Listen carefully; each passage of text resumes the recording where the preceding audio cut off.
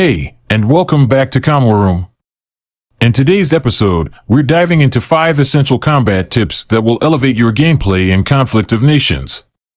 Whether you're a seasoned player or just starting out, these strategies are guaranteed to give you an edge on the battlefield. Let's kick things off with the first tip, which is utilizing officers. At first glance, this might seem straightforward, but the advantages are massive. Officers are unique units that provide significant bonuses to other units within the same group, including themselves. They are the game changers of Conflict of Nations, with specific officers available for each unit type: infantry, airborne, tank, helicopter, naval, fighter, and submarine. The magic of officers lies in the bonuses they offer. Each officer enhances your units in ways that can turn the tide of battle. To find out what each officer brings to the table, check out the unit description section for detailed info. This includes everything from the bonuses they provide to the player rank and research needed to deploy them. It's worth noting that your player level plays a crucial role here, as it determines how far you can level up your officers.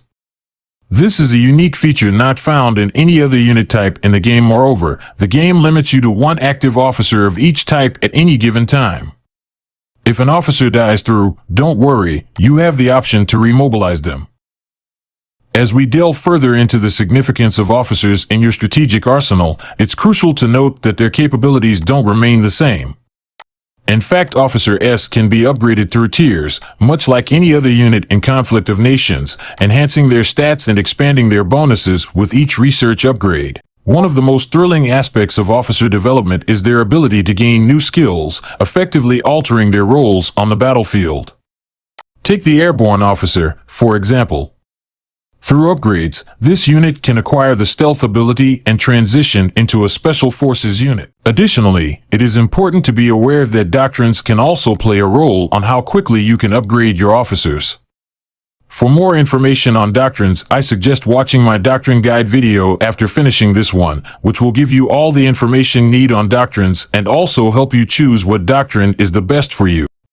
Anyways, without further ado, let me show you some examples on the boosts officers can give. Let me first show you the tank ace officer. These are the statistics for a full stack of main battle tanks without an officer. Now let's check the statistics of the same stack, but this time with an officer. As you can see, the boosts are enormous for just having an extra different unit in your stack. As you can see, officers are incredibly useful and they will help you win a war. Therefore, make sure to build officers and incorporate officers. Sweet, let's now delve into tip 2, which can drastically affect the damage your units do as well. The second tip is to master the use of terrain to your strategic advantage. The ground your units stand on can really change how well they fight or defend. For example, tanks do great in deserts and open fields, soldiers are stronger in cities, and artillery work best from mountains. It's super important to know which areas make your unit stronger or weaker. Here's an easy way to figure this out. Pick the units you use a lot and look at their details by clicking on them. There's a part called statistics that shows you where your units do well or not so well. Now, when you check your unit statistics, you'll notice some numbers can be positive or negative. A positive number means your unit will do more damage in certain terrains, and a negative number means it will do less. Let's try an example to see how big a difference this makes. Here is a group of tanks on normal grounds. If we move this group of tanks to a different terrain, in this case mountains, watch what happens. Suddenly, they lose nearly half their damage just because of where they are. And this isn't because they were attacked, it's all about the ground they're on. Think about that for a second. If you accidentally move your tanks into the wrong type of terrain during a battle, they could get destroyed twice as fast. That's why paying attention to these statistics and planning your moves carefully is super important. It could mean the difference between winning and losing a fight. After you've learned how different terrains affect your units, it's time to use that knowledge to win. Always try to fight where the land helps your units the most. You can also think about this when you're attacking. For example, if your enemy has lots of submarines, choose to battle them near the coast. Submarines aren't as strong there and can lose half their health and 25% of their power. To figure out what kind of land you're dealing with, just look at the map. Each type of terrain has its own symbol on top of the provinces. Mountains, for example, have a mountain symbol. If you're not sure, you can switch to the mountain view mode to see the terrain types more clearly. By choosing where to fight wisely, you can make your units much more effective. Remember, picking the right spot for a battle can give you a huge advantage over your enemy. In conclusion, always aim to use terrain to your advantage whenever you can. It's a simple strategy that can have a big impact on your battles. Now, let's move on to tip number 3. This next piece of advice might seem obvious to some, but it's often overlooked by many players, and ignoring it could cost you the game. This tip is to make friends and allies. This might sound like simple advice, but in the world of conflict of nations, having allies can be the key to your victory.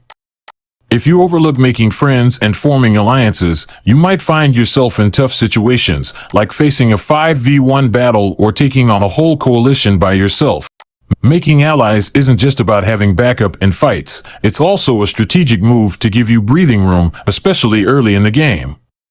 For instance, if you're on good terms with your neighbors, they're less likely to attack you right away. This can be crucial for building up your forces and preparing for later battle. In a coalition, teamwork takes on a whole new level. You and your allies can divide responsibilities based on each member's strengths. Maybe one player focuses on building a dominant navy, while another concentrates on the air force.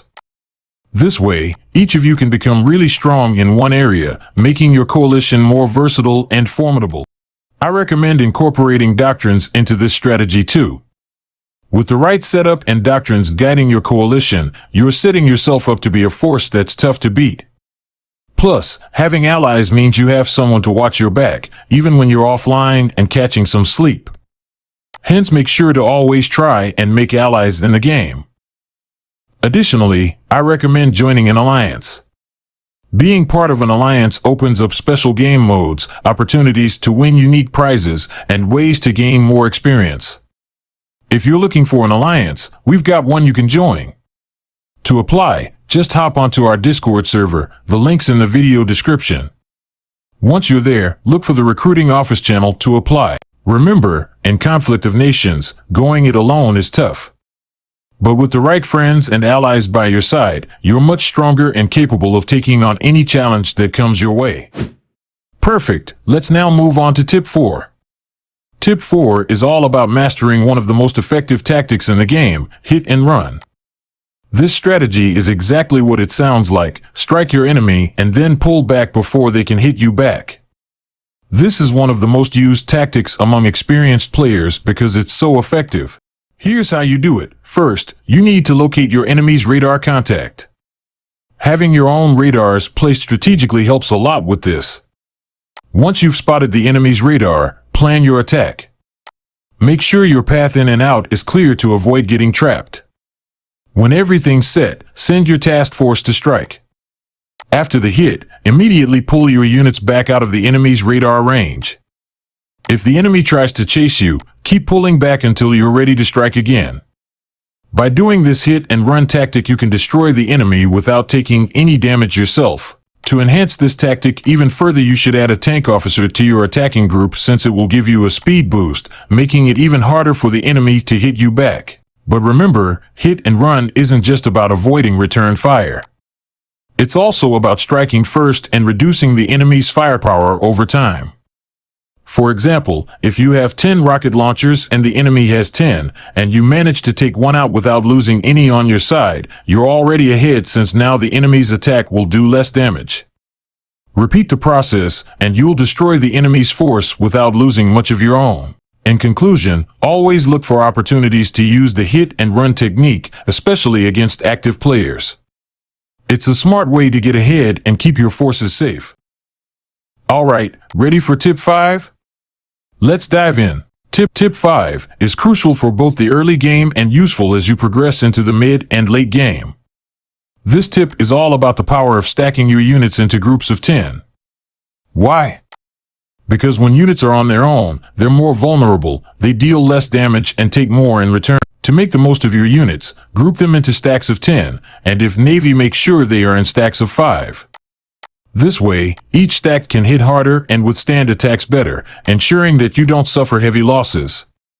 Keeping your army organized in these 10-unit stacks allows you to move efficiently across the battlefield, hitting enemy cities with full force. And here's an extra pro tip: always try to maintain your stacks at full strength. If you lose any units, replace them to keep the stack at 10. This is especially important in the early game. Conversely, you shouldn't make stacks with more than 10 units as they will be nerfed. By sticking to this strategy, you ensure that your forces are optimized for both offense and defense, giving you a solid advantage in any phase of the game. There you have it, Commanders. 5 different tips to apply in war to beat your enemy in Conflict of Nations World War III. If you found these tips helpful, a like and subscribe would be much appreciated. Good luck!